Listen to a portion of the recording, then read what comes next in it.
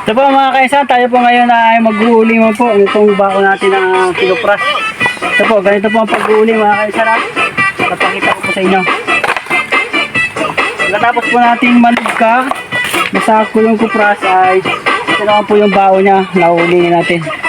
Yung pinakang balat ng naman ng kupras. Yan, ulingin natin ito mga kaisan.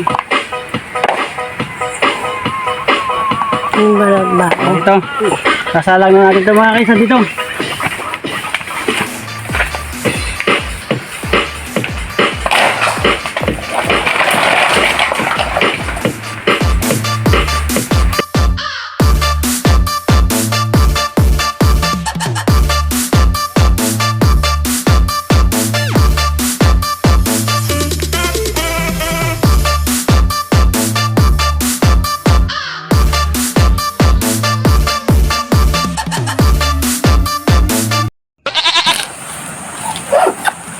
Kukuha po tayo ngayon ng upas para sa ating pantapon sa uling.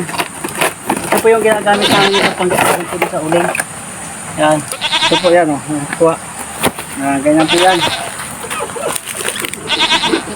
Ito po pagkuha dito. Yan. Ano mo dito? Tanggalin nyo. Yan. Pakita mo ito. Yan. Ganyan po. Tapos, gagawin mo. Oh, tagal na po yan. Ganyan lang po mga kainsan. Yan. Dito. Yan o. Oh. Yan. Ganyan po. Tagal. Yan. Ganito po. Ang kapalit natin ngayon, pangtabon doon sa uling natin. Diba? Okay.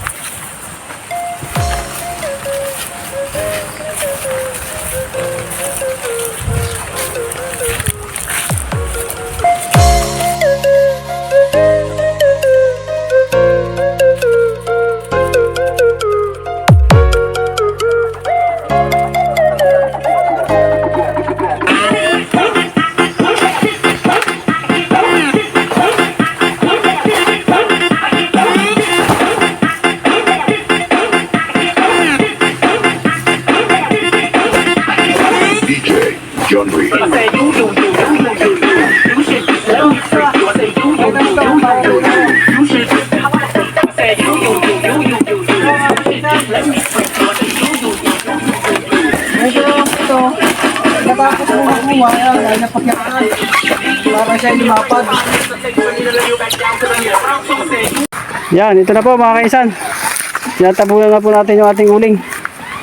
Yan, ganito po ang pagtabon. Sinabunan na po natin ng tubig yan, pinatay na natin.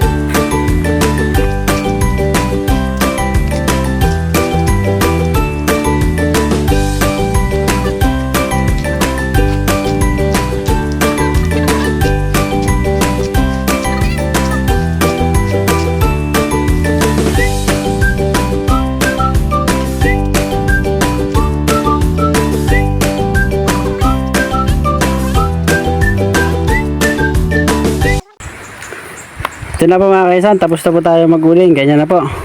Ito na po yung pinakang finish po ng pag-uuling natin. Yung tinatabunan po ng lupa para hindi po sumingaw.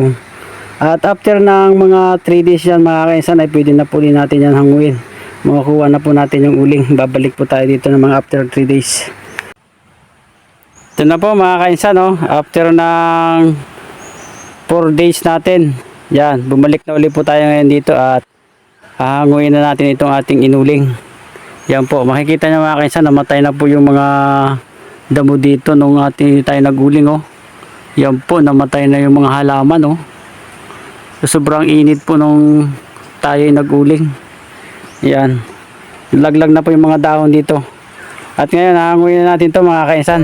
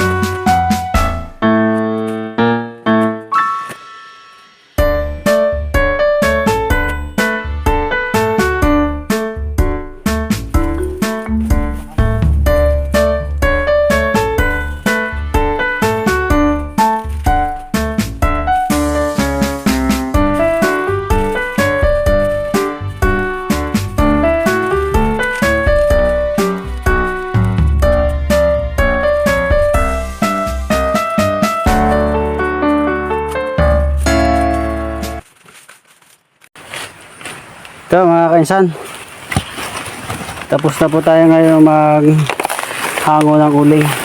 Tayo po ay naka 1, 2, 3, 4, 5, 6 at kalahati na sako na uling ang ating nakuha. Yan po, ganyan kalalim yung ating ulingan. Yan, ganyan po mga kainsan. Natapos din ang ating paghihirap. At uulan na rin po mga kaisan, kaya binilisan na rin namin. Hanggang dyan lang ang ating video mga kaisan. Shoutout sa lahat ng aking mga kaisan dyan at sa lahat ng aking mga followers. Maraming salamat po sa inyo. Hanggang sa muli na lang ulit po mga kaisan.